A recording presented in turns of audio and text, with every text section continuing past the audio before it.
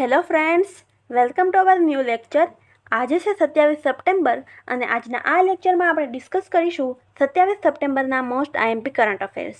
સાથે આપણે અમુક પ્રીવિયસ કરંટ અફેર્સ પણ જોતા જશું અને જીકેનો પણ સમાવેશ આપણે આ લેક્ચરમાં કરેલો છે. લેક્ચરમાં આપણે ફક્ત આઈએમપી કરંટ અફેર્સ જ લીધા છે, એટલે આપણો લેક્ચર બહુ લાંબો નહીં હોય. તો વિડીયોના એન્ડ સુધી જોડાયેલા રહેજો અને ચેનલ પર નવા હોય તો ચેનલને સબસ્ક્રાઇબ કરી દેજો, વિડીયોને લાઇક કરી દેજો અને તમારા તમામ મિત્રો સાથે શેર કરી દેજો. આપણે શરૂ કરીએ આજનો મોસ્ટ આઈએમપી કરંટ અફેર્સ. આપણો આજનો સવાલ છે, વિશ્વ પર્યટન દિવસ વર્લ્ડ ટુરિઝમ ડે 2025ની મુખ્ય થીમ શું છે? આપણો સાચો ઓપ્શન છે option A, tourism and sustainable transformation. Please note there, અહીં ટ્રાન્સફોર્મેશન આવશે, ટુરિઝમ નહીં. આપણે 2025ની વિશ્વ પર્યટન દિવસની મુખ્ય થીમ બને છે tourism and sustainable transformation. World tourism day જે એવરી યર જે છે એ 27 સપ્ટેમ્બરના રોજ ઉજવવામાં આવે છે. વધુ જોઈએ વિશ્વ પ્રવાસન દિવસ, જેની થીમ બને છે ટુરિઝમ એન્ડ સસ્ટેનેબલ ટ્રાન્સફોર્મેશન, પ્રવાસન અને ટકાઉ પરિવર્તન. મલેશિયા 27થી 29 સપ્ટેમ્બર દરમિયાન મલાકા શહેરમાં વિશ્વ પ્રવાસન દિવસ, મલાકા શહેરમાં વિશ્વ પ્રવાસન દિવસ અને વિશ્વ પ્રવાસન પરિષદ 2025નું આયોજન કરશે. વિશ્વ પર્યટન દિવસ 2025ની થીમ પર્યટન અને ટકાઉ પરિવર્તન છે, જે સકારાત્મક પરિવર્તનને પ્રોત્સાહન આપવા માટે પર્યટનની શક્તિ પર ભાર મૂકે છે. આ પ્રાપ્ત કરવા માટે વૃદ્ધિ કરતાં વધુ જરૂરી છે. તેમાં સુશાસન, વ્યૂહાત્મક આયોજન, અસરકારક દેખરેખ અને લાંબા ગાળાની ટકાઉપણું સાથે સુસંગત સ્પષ્ટ પ્રાથમિકતાઓનો પણ સમાવેશ થાય છે.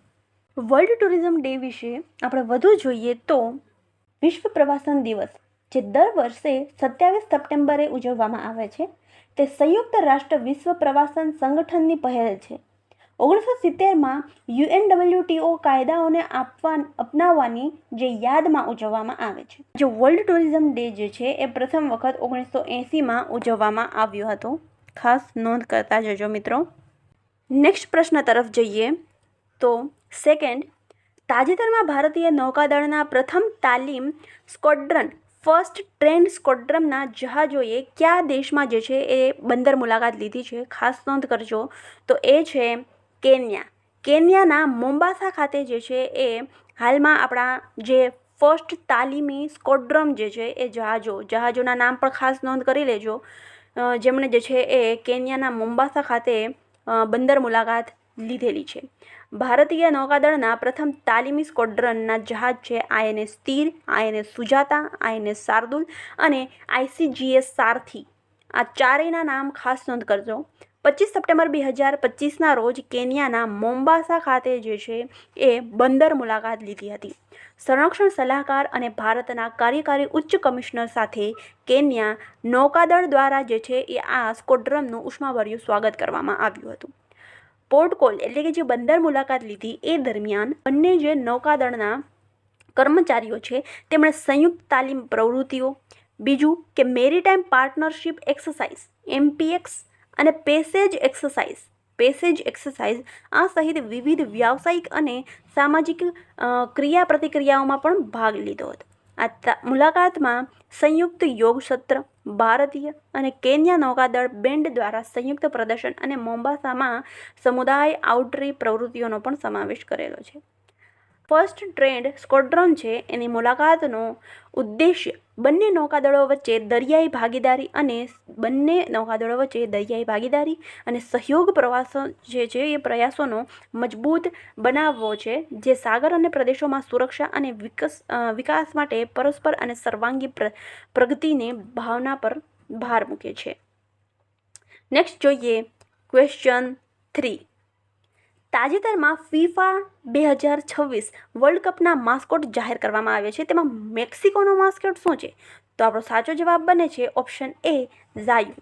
આ જે છે એ 3 માસ્કોટ જે છે એ ડિક્લેર કરવામાં આવ્યા છે. ઓફિશિયલ માસ્કોટ જે છે એ FIFA વર્લ્ડ કપ 2026 માટે કરવામાં આવ્યા છે, જેમાં એક મેપલ છે, ઝાયુ છે અને ક્લચ છે. આગળ જોઈએ FIFA 2026 વર્લ્ડ કપના માસ્કોટ જાહેર કરવામાં આવ્યા છે. ફિફાએ જાહેરાત કરી છે કે આવતા વર્ષના વર્લ્ડ કપમાં 3 માસ્કોટ હશે. 3 માસ્કોટ કેમ કે આ જે વર્લ્ડ કપ જે છે એ 3 શહેરોમાં એટલે કે 3 દેશોમાં આયોજિત થશે, જેમાં યુએસમાં ક્લચ નામનો એક બાલ્ડ ઈગલ છે, મેક્સિકોનો ઝાયુ નામનો એક જેગુઆર છે અને કેનેડામાં મેપલ નામનો એક મૂઝ છે. આ ખાસ નોંધ કરજો, માસ્કોટ જે છે એ અવારનવાર પરીક્ષામાં પૂછાતો રહેતો હોય છે. ફિફા જે છે એ તાજેતરમાં એક સમાચાર પ્રકાશનમાં જાહેરાત કરી કે જે 11 જૂન 2026ના રોજ ટુર્નામેન્ટ થવા જઈ રહ્યું છે ફિફા 2026નું, એમાં 9 મહિના પહેલાં જ જે છે એ તેમણે જાહેરાત કરી દીધી છે કે તે 3 દેશોમાં રમાનારો એક આ પ્રથમ વર્લ્ડ કપ થઈ રહ્યો છે. નેક્સ્ટ જોઈએ પ્રશ્ન નંબર 4. તાજેતરમાં ભારતીય વાયુસેનાએ તેમના છેલ્લા કયા ફાઇટર જેટને 6 દાયકાથી વધુ સેવા બાદ 2025માં નિવૃત્ત કરી દીધું છે? તો આપણો સાચો ઓપ્શન બને છે ઓપ્શન બી, MiG-21 બાયસન. આ જે જેટ વિમાન છે તેને જે છે એ નિવૃત્ત જાહેર કરી દેવામાં આવ્યું છે. વાયુસેનાનું ફાઇટર જેટ છે MiG-21 બાયસન, જે 1963માં સામેલ કરવામાં આવ્યું હતું. અને MiG-21 જે છે એ ભારતનું પ્રથમ સુપરસોનિક ફાઇટર છે, તેથી મહત્વનું બની જાય છે, જેની પહેલ સ્ક્વોડ્રન 28 સ્ક્વોડ્રન ચંદીગઢ ખાતે થઈ હતી, જેમાં ફર્સ્ટ સુપરસોનિક ઉપનામ પણ આપવામાં આવ્યું હતું. આ જે છે એ ભારતે વિવિધ પ્રકારના 700થી વધુ MiG-21નો પણ સમાવેશ કરેલો છે અને એમાંથી ઘણા જે છે એ હિન્દુસ્તાન એરોનોટિક્સ લિમિટેડ જે છે એમના દ્વારા સ્થાનિક રીતે બનાવવામાં પણ આવ્યા છે. નેક્સ્ટ જોઈએ ક્વેશ્ચન નંબર 5. તાજેતરમાં બિહારમાં મુખ્યમંત્રી મહિલા રોજગાર યોજના હેઠળ પ્રધાનમંત્રી નરેન્દ્ર મોદીએ કેટલા મહિલાઓના બેંક ખાતામાં ₹10,000 ટ્રાન્સફર કર્યા છે?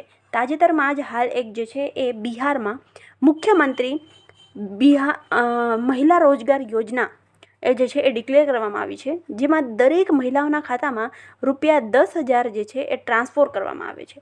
₹10,000 જે છે એ ટ્રાન્સફર કરવામાં આવે છે. તો હાલ જે છે એ 75 લાખ મહિલાઓના ખાતામાં ₹10,000 ટ્રાન્સફર કરવામાં આવ્યા છે. વધુ જોઈએ બિહાર મુખ્યમંત્રી મહિલા રોજગાર યોજના વિશે. પ્રધાનમંત્રી શ્રી નરેન્દ્ર મોદીએ 26 સપ્ટેમ્બરના રોજ સવારે 11 વાગે વિડીયો કોન્ફરન્સ દ્વારા બિહાર મુખ્યમંત્રી મહિલા રોજગાર યોજનાનો શુભારંભ કર્યો. આ દરમિયાન પ્રધાનમંત્રી જે છે એ બિહારની 75 લાખ મહિલાઓના બેંકના ખાતામાં પ્રત્યેકને 10,000 આ રકમ પણ ખાસ યાદ રાખજો અને કેટલા ખાતાઓમાં જે છે એ ટ્રાન્સફર કરવામાં આવ્યા છે એ પણ ખાસ નોંધ કરતા જજો. ₹10,000 જે છે એ સીધા ટ્રાન્સફર કરવામાં આવ્યા છે. બિહાર સરકારની આ એક પહેલ છે. આ યોજનાનો ઉદ્દેશ્ય જે છે એ શું છે તો કે મહિલાઓને આત્મનિર્ભર બનાવવા, સ્વરોજગાર અને આજીવિકાની તકો દ્વારા મહિલા સશક્તિકરણને પ્રોત્સાહન આપવાનો છે. તે રાજ્યના દરેક પરિવારમાંથી એક મહિલાને નાણાકીય સહાય પૂરી પાડશે, જેનાથી તેઓ તેમની પસંદગીની રોજગાર કરી જે છે એ અથવા તો આજીવિકાની જે પ્રવૃત્તિ છે એ શરૂ કરી શકશે, જેનાથી આર્થિક સ્વતંત્રતા અને સામાજિક સશક્તિકરણને પ્રોત્સાહન મળશે. આ યોજનામાં કંઈક એવું છે કે દરેક મહિલાઓના ખાતામાં જે છે એ પહેલાં ₹10,000 જે છે એ આપવામાં આવે છે અને પછી તેમનો જે વ્યવસાય કે જે કાંઈ પણ તેઓ પ્રવૃત્તિઓ કરે છે આજીવિકાની પ્રવૃત્તિ, તેમાં તેમને જે સફળતા વધુ મળે છે તો તેમને વધુ 2 લાખની લોન જે છે એ બિહાર સરકાર દ્વારા આપવામાં આવશે. આ રીતની કંઈક મુખ્યમંત્રી મહિલા રોજગાર યોજના રહેલી છે. બિહારના આપણે એક મહત્ત્વનું વર્તમાન બાબત એ બને છે કે હાલમાં આપણે કરંટ અફેરમાં ચર્ચામાં રહેલી મરિયમ ફાતિમા, જે રાજ્યની પ્રથમ મહિલા ફીડે માસ્ટર બની છે. નેક્સ્ટ આપણે જોઈએ તો એ છે કે પ્રધાનમંત્રી નરેન્દ્ર મોદીએ બિહારના જે છે એ બિહાર રાજ્યમાં ₹10 કરોડના ખર્ચે સ્થાપિત એક સેક્સ સોર્ટેડ સીમન સુવિધાનું જે છે ઉદ્ઘાટન કર્યું છે. બીજું છે એ છે કે દેશમાં પહેલીવાર જે છે ડિજિટલ મતદાનની સુવિધા બિહાર રાજ્યમાં થઈ હતી. ચલો કોમેન્ટ બોક્સમાં જણાવજો કે બિહારની રાજધાની, તેમના મુખ્યમંત્રી અને જે રાજ્યપાલ જે છે એ કોણ છે તે. આગળ જોઈએ પ્રશ્ન નંબર 6. ભારતે તાજેતરમાં પહેલીવાર કઈ મિસાઇલનું પરીક્ષણ ખાસ ટ્રેન પરથી કર્યું છે?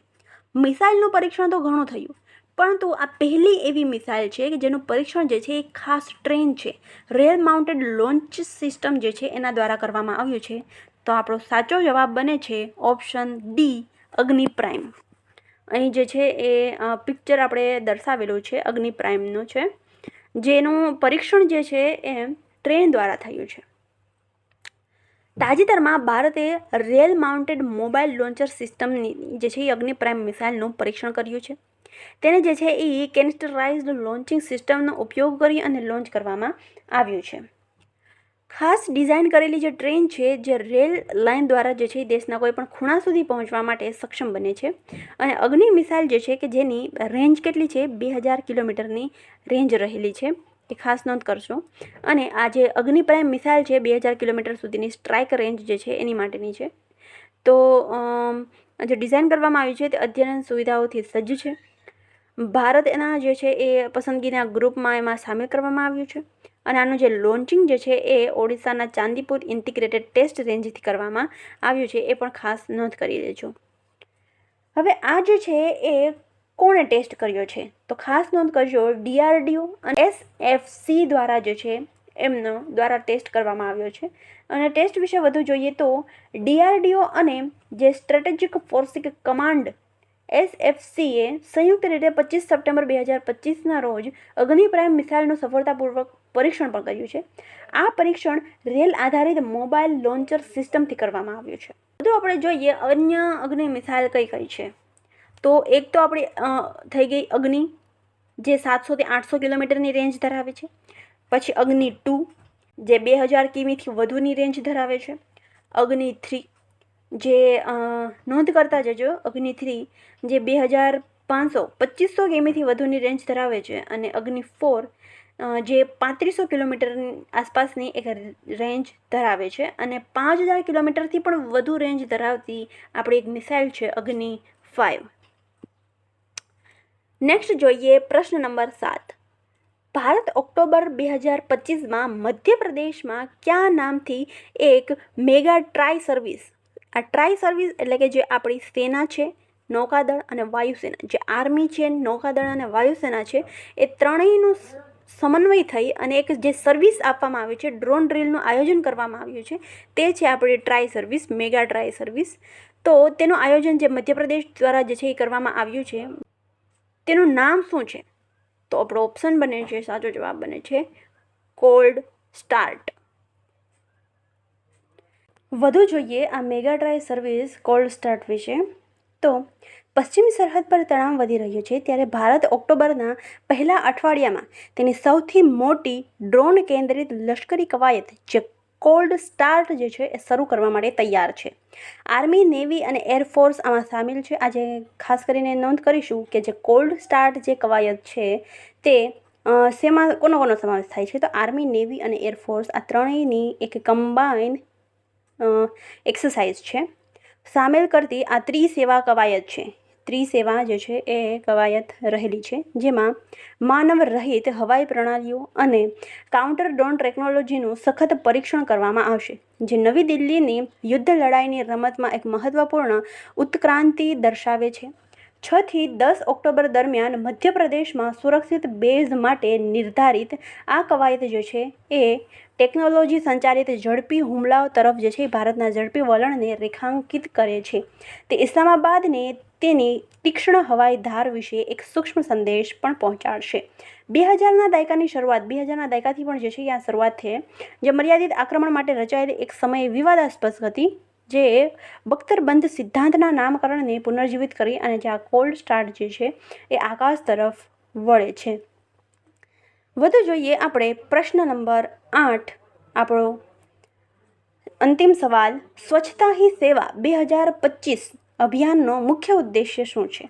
હાલમાં જે છે એ આ સ્વચ્છતા હી સેવા અભિયાન જે છે, પહેલ જે છે, જે આપણા કેન્દ્ર સરકારની છે, તે ખૂબ જ ચર્ચામાં રહેલી છે. જ્યાં આવે ત્યાં જે છે એ આ પહેલનું આયોજન, જાહેર આંદોલન જે છે એ ઉપાડવામાં આવ્યું છે. તો આપણો સાચો જવાબ બનશે ઓપ્શન એ, 12 કરોડ શૌચાલયનું નિર્માણ કરવું અને ખુલ્લામાં જે શૌચક્રમ જે છે એનો ઘટાડો કરવો છે. વધુ જોઈએ સ્વચ્છતા હી સેવા 2025 વિશે. તો સ્વચ્છ ભારત મિશન જે છે એને સફળ બનાવવું છે, શક્તિશાળી બનાવવું છે. આ જે સ્વચ્છ ભારત મિશન છે એ સ્વચ્છ ભારત આ સદીનું એ વિશ્વનું સૌથી મોટું અને સૌથી સફળ લોકોના નેતૃત્વ હેઠળનું લોકો દ્વારા સંચાલિત એક જાહેર આંદોલન છે. સ્વચ્છ ભારત મિશન હેઠળ જે છે એ 12 કરોડ શૌચાલયનું નિર્માણ કરવામાં આવ્યું છે, જે ખુલ્લામાં શૌચક્રિયામાં ઘટાડો કરે છે, જાહેર આરોગ્ય અને સ્વચ્છતામાં એક મોટી પ્રગતિ દર્શાવે છે. સ્વચ્છતા હી સેવા 2025 સ્વચ્છોત્સવની થીમ સાથે, આ ખાસ નોંધ કરશું, સ્વચ્છોત્સવની થીમ સાથે 2027 સુધીમાં ભારતને ટકાઉ, સમાવિષ્ટ અને વિકસિત ભારત તરફ જે છે એ દોરી રહ્યું છે.